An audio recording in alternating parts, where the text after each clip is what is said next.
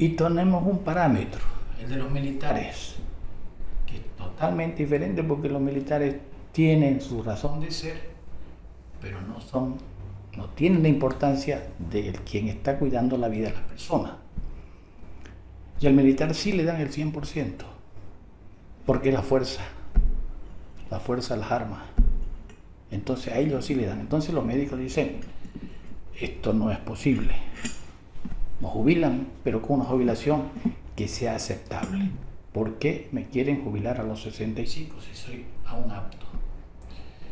Pero tomémoslo desde el punto de vista del empleador. Así como la empresa privada hace un contrato con usted, le dice 90 días, indefinido, 5 años o por consultoría. El Estado también le da, es un empleador, con un agravante el empleador no le reconoce beneficios sociales. Correcto. A usted lo toma, lo emplea, y el día que cambia el gobierno o el día que usted crea, inesperado, le dice hasta luego, y usted se va con una mano atrás y otra adelante, porque no tiene una indemnización que lo tiene la empresa privada y la tiene también la Caja Nacional. Entonces aquí estamos tocando un tema que es importante, que es el tema de la discriminación entre un sector que es numeroso, que atiende el 20-25% de la población, que es la Caja Nacional, y las otras cajas, y el del Ministerio Público, del Ministerio de Salud, que no tiene una indemnización justa.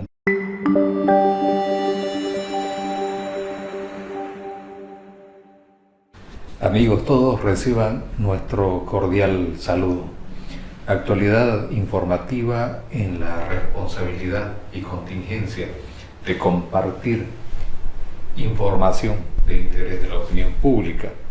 Tiene el grato, podemos decir, espacio para recibir a un gran personaje de lo que significa la parte médica, cuya connotación y trayectoria es proficuamente avalada. Doctor Vicente Gutiérrez, bueno, la bienvenida a nuestro set, y estoy seguro de que vamos a poder desglosar información de interés de la opinión pública basada en lo que significa su trayectoria. Buenas tardes. Gracias por la invitación. Querido doctor, no es indiferente la contingencia que estamos viviendo. Tenemos un paro médico sumado a varias otras instituciones por algo que hoy se está debatiendo, podemos decir, y una pugna fuertísima, la jubilación. Hay el espacio profesional que dice no quiero jubilarme a los 65 años, no, es cuando estoy con todo el vigor de mi trayectoria profesional. ¿Cuál es el criterio de esta autoridad en lo que viene a ser su trayectoria profesional, doctor? A ver, hay que partir de algunas premisas que son importantes. Una de ellas es que la visión que se tiene depende de la etapa de su vida en que usted se encuentra. Entonces, a cierta edad ya se ve con más objetividad, con más claridad y con una visión hacia atrás y una visión hacia el futuro. El tema de las pensiones es un tema que los médicos venimos acompañando desde muchos años, desde el año 54 que se creó la Confederación Médica Sindical, la CONSIP, en La Paz. Fue la etapa en que se introdujo la seguridad social en América Latina y entre ellos en Bolivia. Significó un cambio trascendental en la medicina boliviana y de América también, porque el médico pasó a ser de un profesional independiente, pasó a ser un profesional empleado. Comenzó el empleo médico.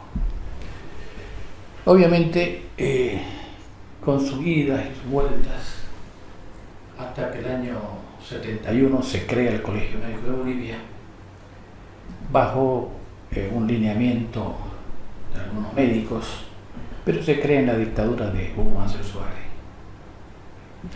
En el año 78, en un congreso ya magno, fuera de la dictadura, se reconstruye toda la estructura de lo que debe ser un verdadero colegio, que no es solamente gremial, es académico, científico, es social, es institucional, relaciones con la sociedad, es ético, entonces tiene su capítulo de ética, que significa las relaciones con los pacientes, con la población y entre los colegas. Entonces, fíjense, hemos transitado en las organizaciones médicas en este tipo de proceso, lo cual ha sido importante. En el devenir del tiempo hemos logrado dos aspectos que han sido importantes. Uno, la categoría médica, que significa un plus a la formación, porque después de médico se estudia 3 años, 4 años para ser especialista. Entonces eso tiene un reconocimiento económico. Y el año 97 conseguimos el escalafón médico, que fue otro plus a la actualización del médico. Entonces el médico, si quiere ascender en un escalafón médico y mejorar su economía, tiene que cumplir una actualización médica. Eso es la realidad del médico, y eso lo ha llevado a que el médico en este momento esté ganando, aquel que esté en el quinto nivel, algo así como unos $3.000, 20, poco. Cuando le ofrecen a usted una jubilación y le ofrecen 4.000, 3.000, 2.000, es muy grande la diferencia entre uno y otro, porque uno está acostumbrado a otra situación y además tiene la fuerza, o se siente con la fuerza para seguir trabajando. Entonces ahí viene el reclamo. ¿Por qué me quieren jubilar? Si yo todavía estoy apto.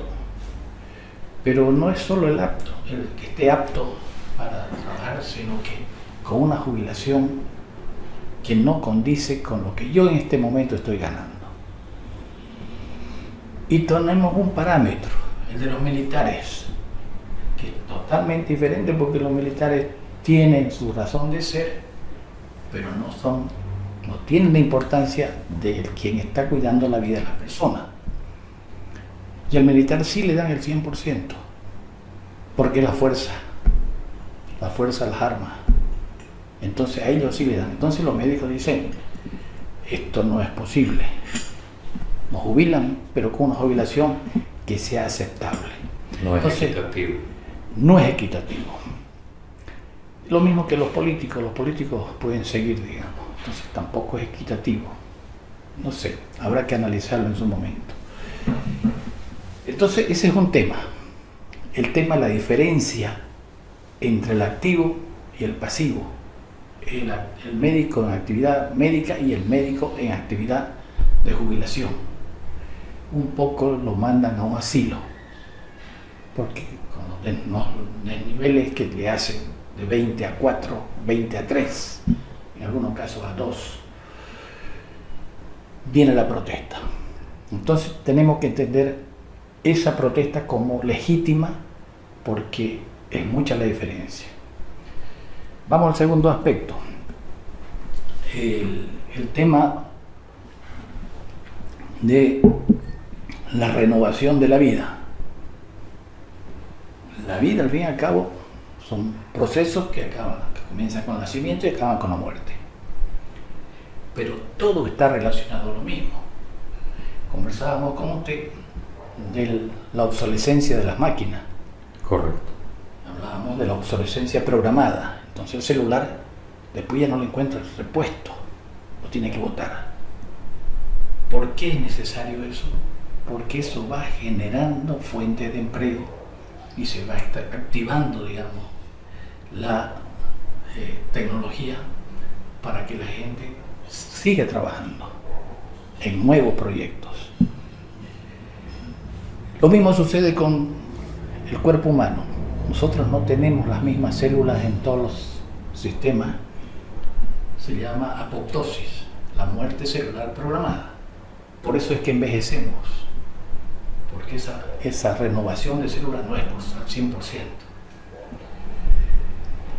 Entonces, debemos pensar hasta cuándo puedo ir yo, como persona, dentro de ese proceso de envejecimiento, de capacidad, y que no está relacionado solo a mí, sino en mi entorno, con la gente que depende de mí, depende de mi criterio mental, depende de que yo tenga buena audición, que tenga buena vista.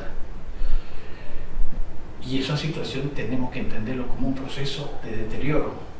Eso es normal, más en uno que en otro. Entonces, ese es el segundo aspecto. ¿Por qué me quieren jubilar a los 65 si soy aún apto? Pero tomémoslo desde el punto de vista del empleador.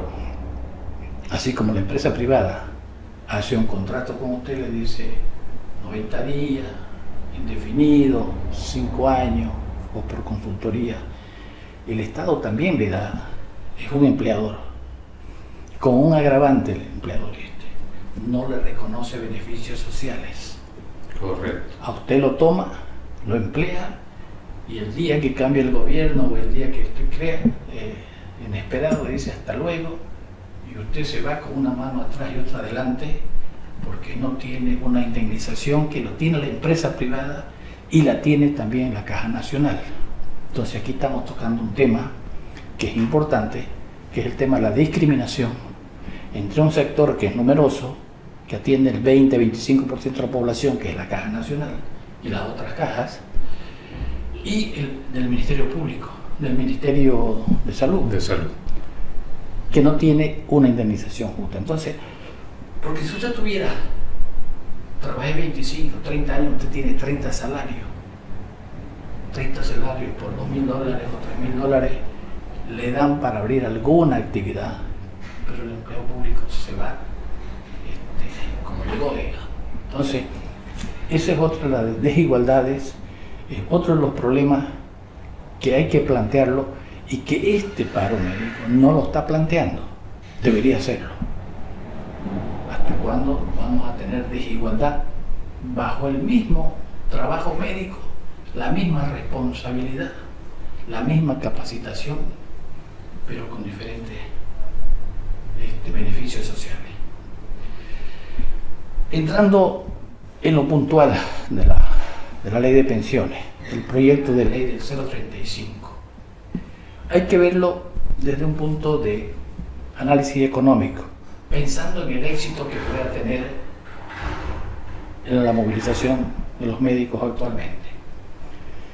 Ya se aprobó el presupuesto general del Estado para esta gestión 24. Y ahí entra lo que se llama la masa salarial. ¿Cuánto le asignamos a salud? Ese monto debe ser distribuido entre todos los que están. Y aquí hay un tema que no se analiza, pero se debe analizar. Los costos en este momento de muchos médicos por esa discriminación entre el salario activo y el de jubilado no lo quieren hacer. Es muy grande la brecha. ¿Qué sucede?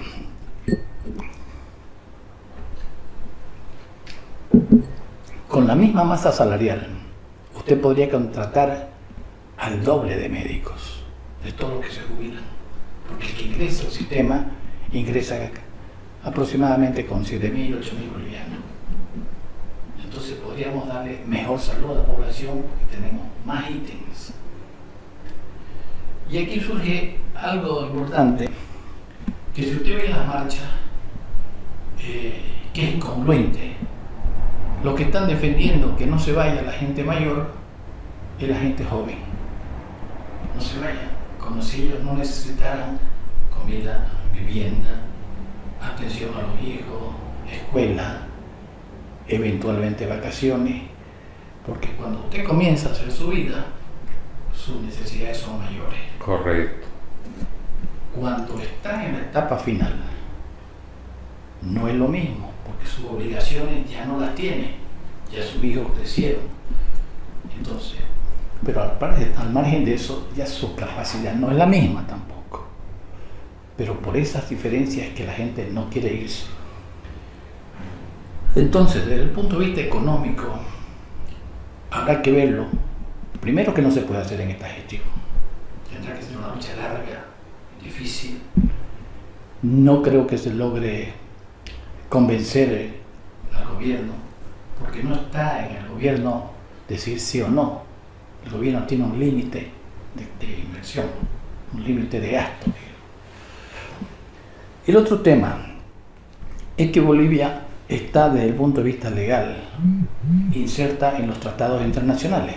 Hay uno de 1952 con la OIT, la Organización Internacional del Trabajo, con una recomendación, con una resolución 102 creo que es, el artículo 26, inciso 3, que menciona taxativamente lo que ha puesto el gobierno en la ley que se está en debate del la ley 035, donde establece que será evaluado para seguir continuando su actitud en el trabajo.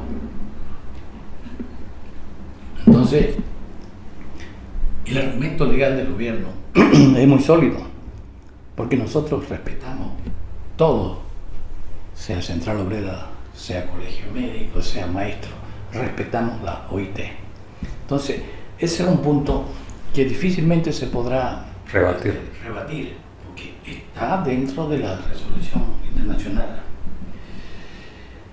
Por otro lado, en la ley de pensiones en sí,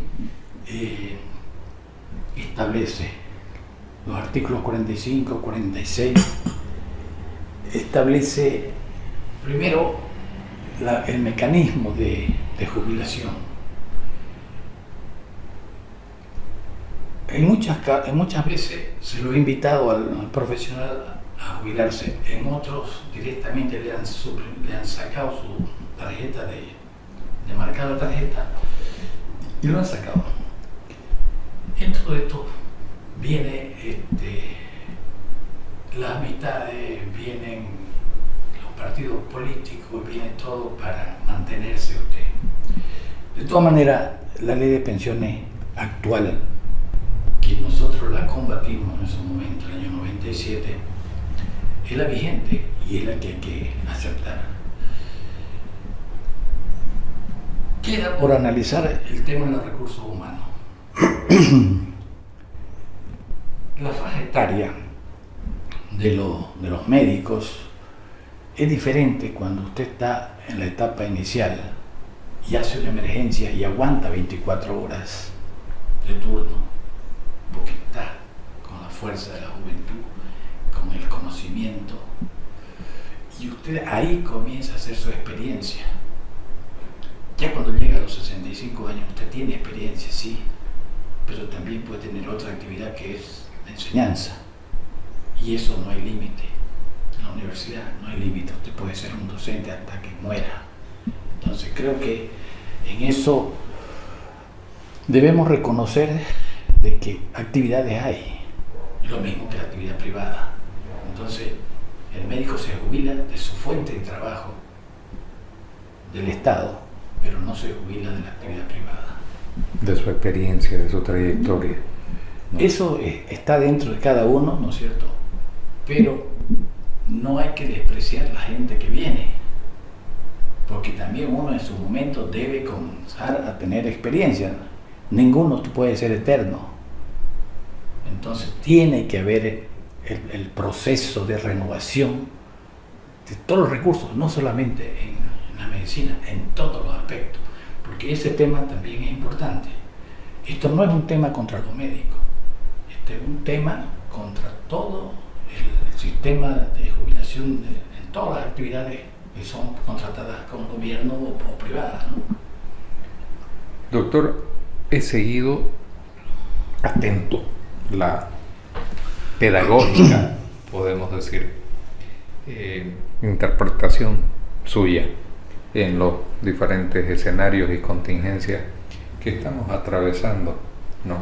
He podido evaluar ya las contradicciones que hay cuando yo tengo que hacer una representación, cuando tengo que pelear por específicos derechos, ¿no? Tristemente no veo un norte sustentado. Ya. Estamos hablando de que el gobierno en este sentido está avalándose por un tratado internacional, algo que es incuestionable, que es irrebatible, ¿no? Y por otro lado, estamos ante una discriminadora contradicción que viene a resultar en algo que usted citaba y que hablábamos, por cierto, de otra cámara. Ya, yo, profesional asalariado, con 60 y pico años, ya significa que ya mi etapa cíclica en la vida me ha permitido consolidar una familia y que ya a esa edad tengo hijos profesionales, ¿no? Que están con justo derecho abriéndose el campo laboral. Pero aquí está lo que hablábamos, la contradicción. No, yo padre no puedo ceder este espacio porque yo necesito. Al final, bien citaba usted, vemos marchas allá y vemos un segmento joven reclamando por la jubilación a los 65 años. ¿Considera usted, doctor, que esto es falta de información, que es digitado, que es manipulado, ¿no? ¿Cuál es el criterio suyo en ese sentido? A ver, uno de los problemas que tiene el país institucionalmente es no profundizar primero en los temas. Hay que desmenuzar. Y si usted va a ir a una guerra, porque marcha en la calle, son batallas si quiere. Correcto. Pero usted tiene que ver sus posibilidades de triunfo. Tiene que evaluar en varios aspectos, de recursos humanos, económicos. Porque una guerra, si es de larga alienta, hay que poner plata. Siempre hubo, la historia se ha hecho con guerra. Entonces, creo que no se ha analizado a profundidad estos temas, porque obviamente los médicos son médicos y a veces los asesores de los médicos, que son abogados, porque este es un tema legal, es una ley. Si es una ley, es un tema legal. Tienen que orientarlo en lo que significa los derechos y las obligaciones de la gente. Entonces, yo creo que acá, lo que usted mencionaba muy claramente, yo no puedo estar contra mi hijo. Yo a mis 65 años, yo ya tengo un hijo de 30 que necesita el puesto de trabajo que tenía yo. Pero yo no me quiero ir. No me quiero ir porque me pagan poquito. Me van a pagar poco. Pero tu hijo lo necesita para criar a mis nietos. Fíjense la contradicción. Si usted lo mira en esto de lo que son los ciclos biológicos, hay que aceptar las cosas como son. Un futbolista se va solito, porque cuando está corriendo con el defensa y el otro le lleva, tiene 10 o 15 años menos, usted no tiene la capacidad, la fortaleza para aguantar ese ritmo, correcto. Ese ritmo, entonces sucede todo. Por eso es que los sabios eran los ancianos. A ellos les preguntaban, ¿qué hacemos? Porque lo que usted acumula es la experiencia, y la experiencia es para enseñarla. aquí falta formación, falta espacios de enseñanza, pese que hay muchas universidades, no hay la formación adecuada, porque la medicina, además que es teórica, debe ser en un 90% práctica. Yo estudié en Cochabamba, soy nativo, nacional. Al tercer año ya entraba en el hospital a interactuar con la gente. Entonces usted va reconociendo la realidad de la población, sus capacidades, sus necesidades, sus frustraciones. Por eso es que los médicos nos decían comunistas, porque nos entendíamos o nos solidarizábamos con la gente, porque veíamos sus necesidades y que el Estado no hacía nada. Y mírenlo, Santa Cruz, el último hospital que se creó de tercer nivel, el Hospital Japonés. Correcto. El año 86, va a cumplir 40 años, fue el último hospital. El San Juan de Dios no es un hospital de tercer nivel en el sentido que no tiene las 4 especialidades. Por eso en algún momento se pensó en crear el complejo San Juan de Dios para tener las especialidades de la pediatría y de la ginecología. Pero hoy por hoy solo 2 especialidades tiene el hospital. Pero no es solo eso, no tienen la capacidad. Fueron creados hace 40 años cuando Santa Cruz tenía 2 millones o 1,5 millones. Las proyecciones del INE están que estamos cerca de los 4 millones. No podemos seguir en las condiciones. Pero cuando hablamos nosotros de servicios, tenemos que hablar de financiamiento. ¿Dónde está el financiamiento? ¿Dónde están los problemas que hay para que no haya el funcionamiento? ¿Qué ha pasado en Bolivia?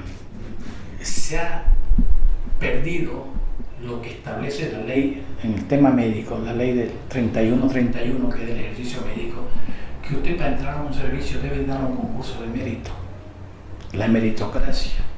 No, usted entra porque es del partido o porque es mi amigo. Esa situación ha dado de que tengamos un déficit fiscal generado por un superabundante clientelismo de recursos humanos, que son creo que 500, 600 millones de dólares mensuales que se gastan en eso. Entonces tenemos, si lo graficamos como una persona, tenemos un cabezón, demasiado cabezón, no sé cuánto piensa, y un cuerpo débil, muscularmente débil.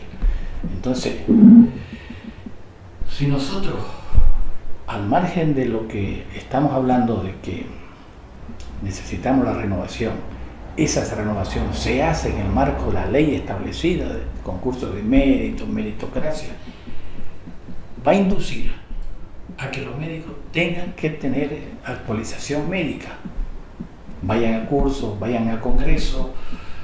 ¿Por qué significa eso? Significa calidad, significa menos gasto en remedio que no necesita el paciente, pero como su capacidad de usted no está en un buen nivel, entonces usted hace lo que se llama un tiro de escopeta, le da para esto, para esto, para esto, algo le hace. No son todos, pero hay muchos que sí. Yo he visto solicitud, radiografía de pecho. Eso no es la jerga médica, no es la terminología médica, radiografía de tórax, pero vienen radiografía de pecho. Entonces, ¿quién evalúa la calidad de la medicina en Bolivia?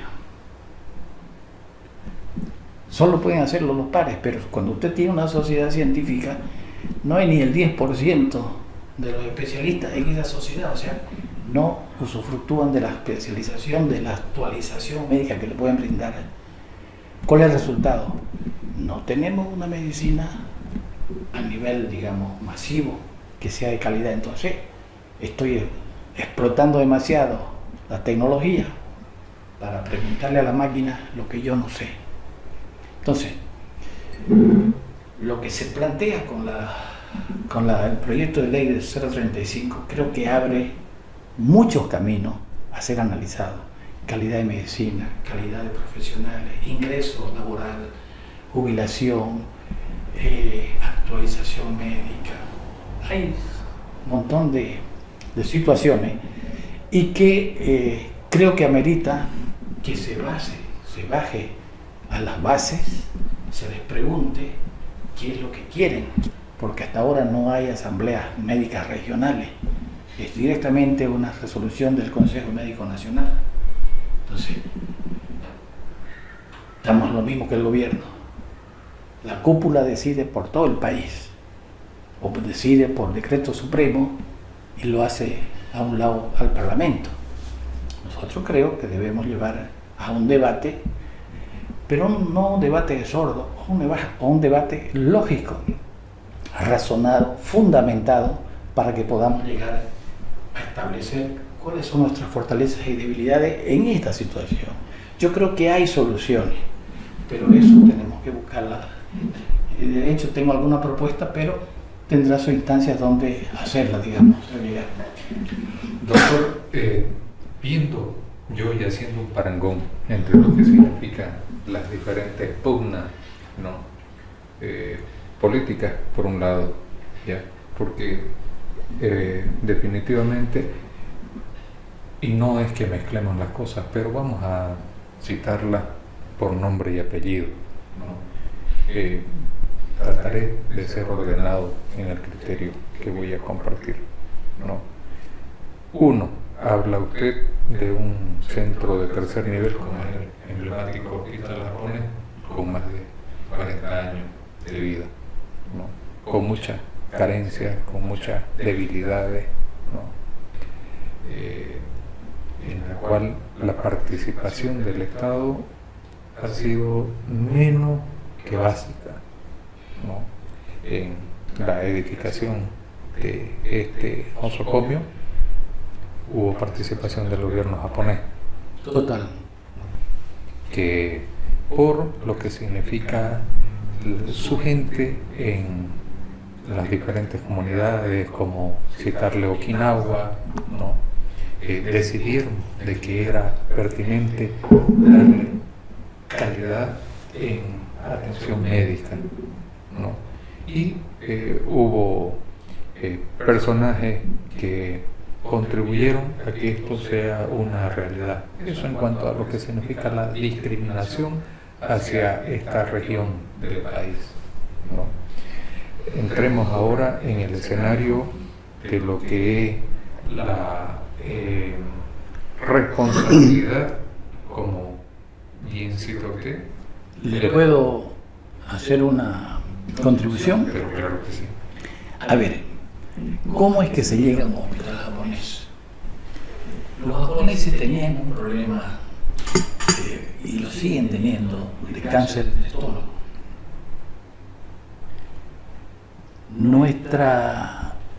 Al parecer hay muchas similitudes genéticas con Bolivia, con la parte andina.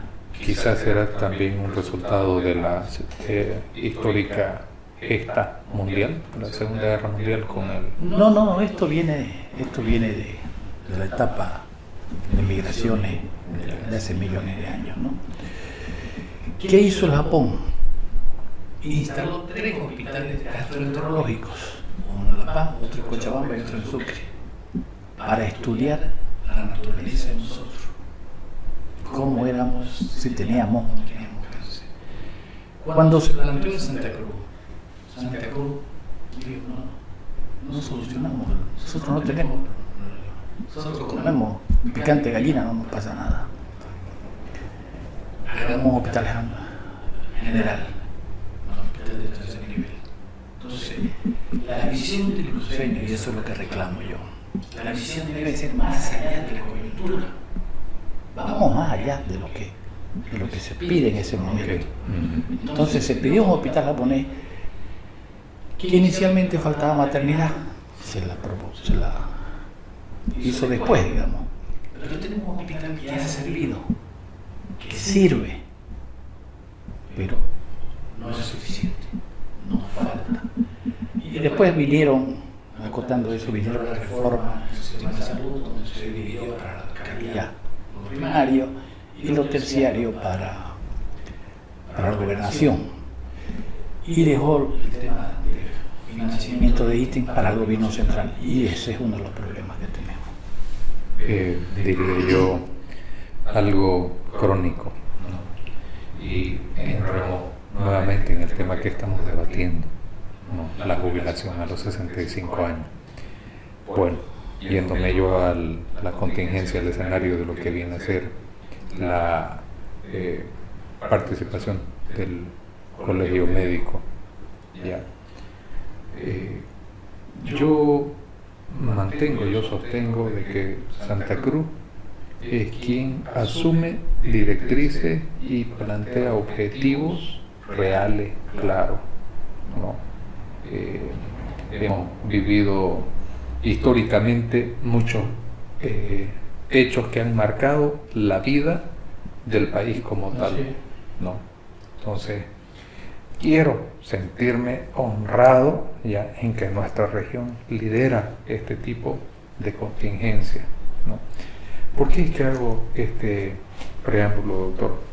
Porque veo un colegio médico motivado por intereses políticos. Ya, quisiera decir de que es una entidad, una institución que está dando directrices técnico-científicas.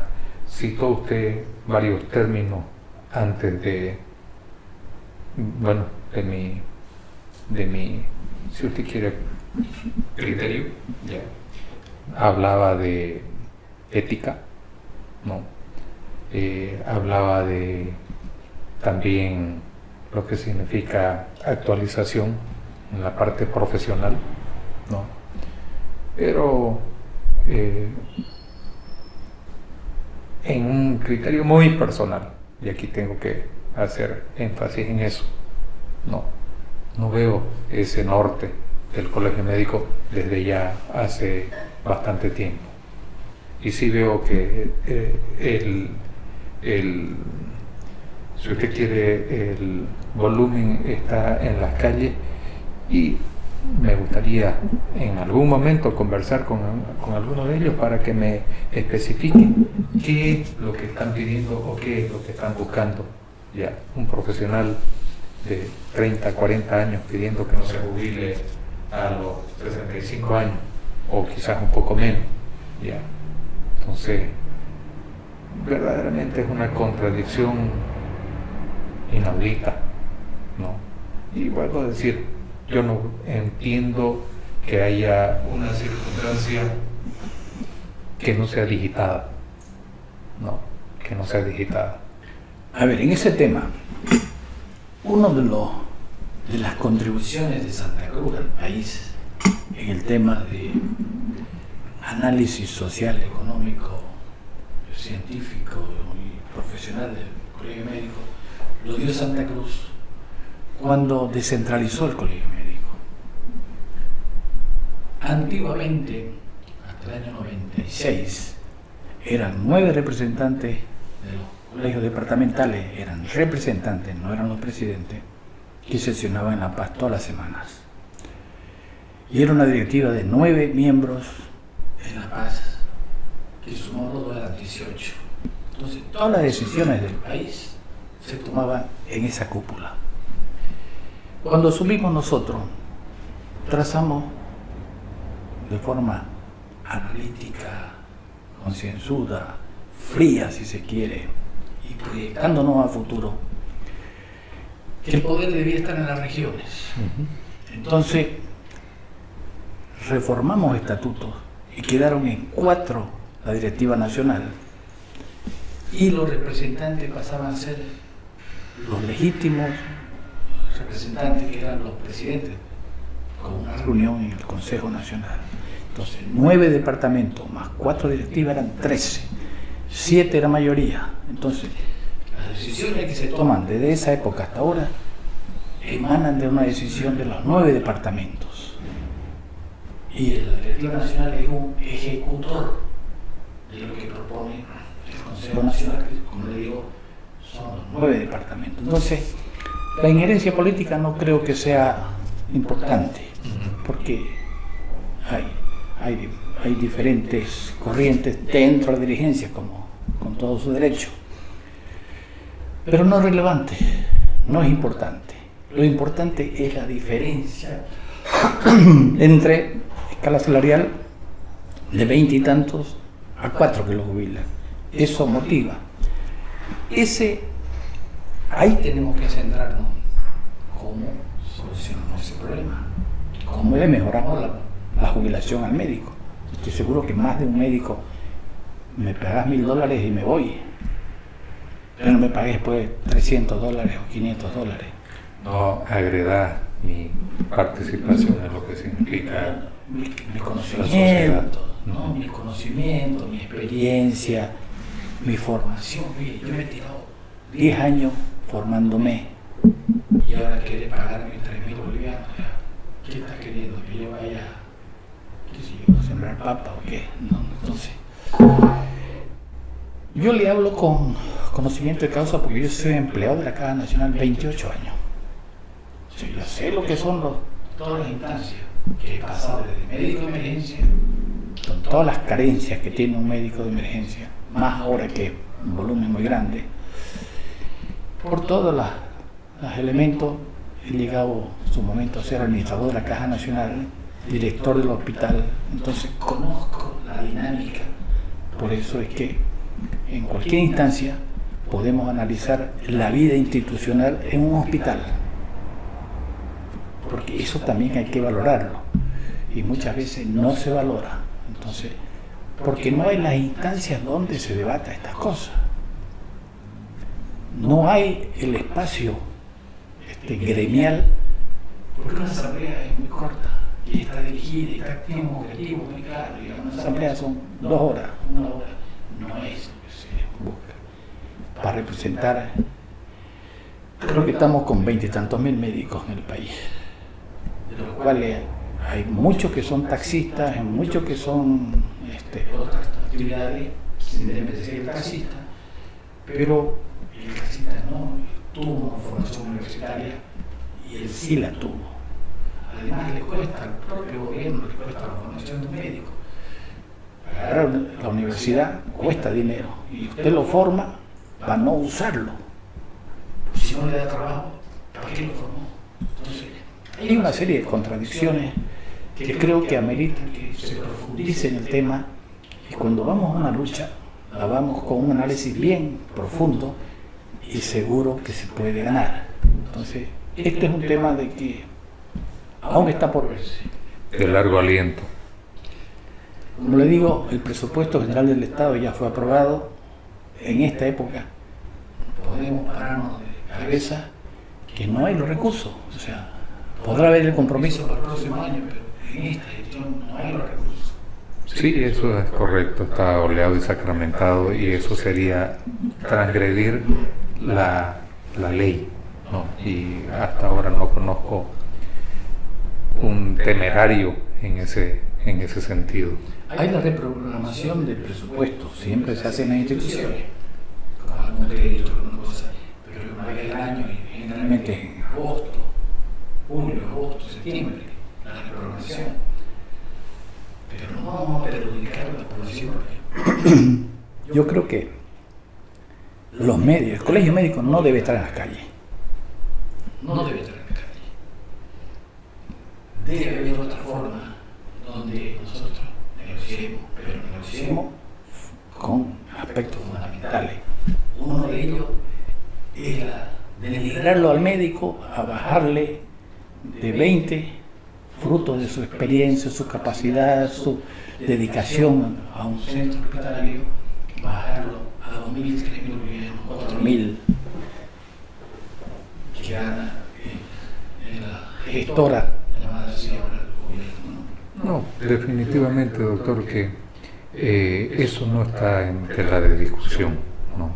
El que se exija que se cumpla la norma internacional con un tiempo perentorio en lo que es la prestación de su servicio de manera estatal, ya tendría que ser también retribuida con respeto, con dignidad, ¿no? Al fin y al cabo, sí hubo un servicio, vuelvo a repetir, para el Estado, ya, de alguien idóneo, pero que también ya es tiempo de ceder espacio a las nuevas generaciones, ¿no? Y tampoco es un misterio de que lo que también citó, ya, con el sueldo de este galeno voy a pagar 3, no, voy a ampliar mi rango de acción. De prestaciones médicas. No, va a ganar la población. Así. No, va a ganar el Estado. Vamos a ganar todo. Así. No. Y cuando yo hacía mención a la parte política, era precisamente porque veo carencia ya de un criterio sólido como el que acaba de desglosar Vicente Gutiérrez, ¿no? Entonces, solamente baso el criterio y asumo la responsabilidad personal ya a lo que puedo evidenciar de manera ostensible en la realidad, ¿no? Y amparándome hasta en publicaciones y en declaraciones a los diferentes medios de comunicación social. Con respecto a lo que significa la trayectoria del doctor Vicente Gutiérrez, desde luego la Actualidad Informativa está enterada de la proficua trayectoria idónea suya, ¿no? Y por eso es que hemos tenido el privilegio de recibirlo ya como un pedagogo de la actual contingencia. Doctor, espero que solamente sea uno de los diferentes diálogos en entrevistas que vamos a sostener con su persona. Espero robarle ese tiempo para que los amigos sean los que se beneficien con lo que, vuelvo a reiterar, es una trayectoria ostensible, ¿no? Quiero también hacer un espacio, doctor, para que usted pueda compartir un mensaje hacia el segmento infanto-juvenil. No discriminamos lo que viene a ser nuestra amable teleaudiencia, pero nos comprometemos en el desafío, en el reto a tener una mejor sociedad a través de la participación de lo que hoy estamos cuidando, el espacio infanto-juvenil. Le cedo las cámaras. A ver, cuando usted analiza la composición laboral de la población, hay una mística de que el médico tiene un estatus diferente, no sé si mejor o peor, tiene un estatus diferente por las relaciones humanas que se generan. Si alguien está en contacto con ricos y pobres, es el médico. Entonces, de ahí que una de las profesiones más demandadas es la medicina. Porque, y no solo en Bolivia, en todos los países es la medicina la que la gente opta por ella. Entonces, y la más humana. La más humana. Entonces, conocer al ser humano en su desgracia, en su impotencia, conocerlo en sus necesidades, porque necesidades en salud la tiene el rico y la tiene el pobre. Es un privilegio que hay que mencionarlo. Eso también tiene que valorarlo el Estado, porque hay que decir algo también.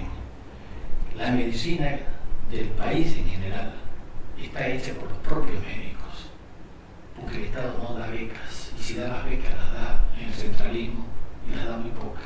La medicina cruceña particularmente la hemos hecho nosotros, saliendo al exterior y volviendo a las principales universidades, y nosotros creamos la residencia médica, enseñamos lo nuevo. Entonces todo ese proceso de formación después de médico es obra exclusiva de los médicos, y tampoco tampoco se le reconoce. Entonces, a la camada de infanto-juvenil, la medicina sigue siendo una buena especialidad, una buena opción, por lo que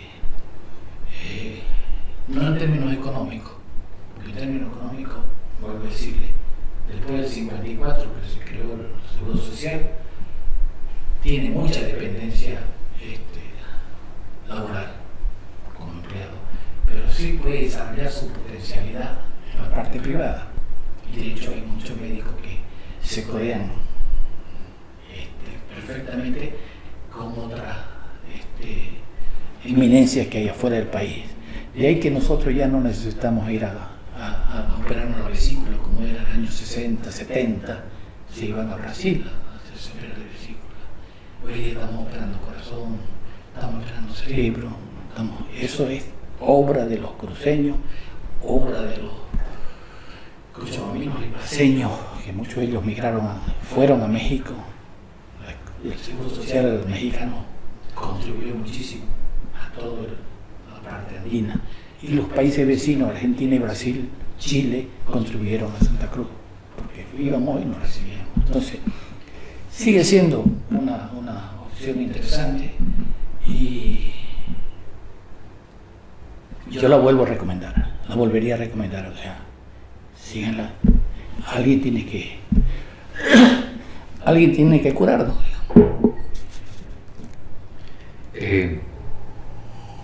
Bueno, conversaba yo con un colega suyo, a quien le envío un grato saludo, el doctor Chinoco Gutiérrez. Me dice, yo tuve la oportunidad de compartir la experiencia de grandes maestros y luego terminé atendiéndolos, ¿no? Es lo que usted acaba de citar. Y efectivamente, doctor, ya la participación cruceña es gravitante en lo que es la historia de nuestro país, ¿no? La camada a la que usted pertenece salió no solamente a consolidar la formación en estudios a nivel clínico, sino que hubo subespecialistas y tenemos grandes legados y grandes personajes, incluyéndolo usted, y las cosas pues por su nombre, ¿no? Entonces creo de que tenemos que seguir en esa línea, ¿no? Dando lo que es el norte en futuro, en potencialidad, en crecimiento. De hecho, el censo que acabamos de vivir nos va a dar una realidad, esperemos que la más responsable y prudente, ¿no? Para poder planificar y ver hacia dónde debemos dirigirnos y con qué herramientas son las que debemos contar. Doctor, la verdad es que ha sido placentero, no vuelvo a utilizar el término hasta pedagogo, ya, el contar con un personaje de la trayectoria suya, y no me queda más que agradecerle. Vuelvo a brindarle este espacio para que vayamos despidiéndonos y cerrando este ameno diálogo en entrevista, como lo denomino yo. Gracias, Reinaldo. Primero, que yo espero que esta reflexión, esta comunicación, este pensamiento, pueda contribuir a la solución de un problema. No sé si a la solución o a profundizar vías de solución a este tema. Espero que la dirigencia médica nacional la vea. Yo se lo voy a hacer llegar también a los expresidentes que tenemos un grupo, al propio presidente del Colegio de Bolivia y a los colegios departamentales, porque es entre todos, o sea, debemos repensar las cosas. El hombre creció cuando miró para atrás para seguir para adelante. Entonces, debemos nosotros ver nuestras posibilidades, pero sobre todo utilizar la inteligencia para buscar soluciones más creativas, porque hay soluciones y podemos beneficiar a la población con más y un mayor número de médicos, así como permitir que otra gente comience esa experiencia de la que la gente mayor se jacta, que tiene alguien debe empezar esa experiencia y no la debe empezar a los 50 años, la debe empezar cuando sale a la facultad con una plaza de trabajo, con un lugar de trabajo. Quedan muchas cosas por analizar, pero el mensaje final es que el gobierno nos trate como corresponde a los médicos y que la dirigencia médica esté a la altura de las circunstancias, buscando viabilizar, pero tratando de minimizar el impacto que se hace a la población. Y sobre todo al mismo gremio. Al mismo gremio. El colegio médico para mí está por encima, debe estar por encima de las luchas callejeras. Tenemos otras instancias que pueden hacer el trabajo de protesta, pero el colegio debe estar en un nivel de razonamiento más profundo, buscando soluciones, no a la confrontación, sino a la solución a un tema que no es exclusivo de los médicos, es de todos los funcionarios públicos. Y el único que está protestando es el gremio médico. Los demás están aceptando una realidad. Entonces, esperemos que esto sea una de las tantas luchas que vamos a seguir teniendo, pero que el colegio médico y la población y el Estado salgamos fortalecidos con esta situación. Que arroje un resultado en el cual el común denominador sea el beneficiado.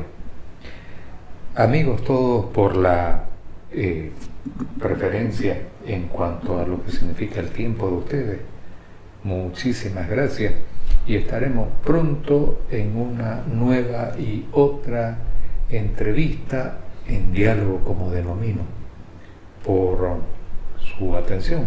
Queden en gracia y bendición de Dios. Doctor, gracias por haber compartido con nosotros. Gracias.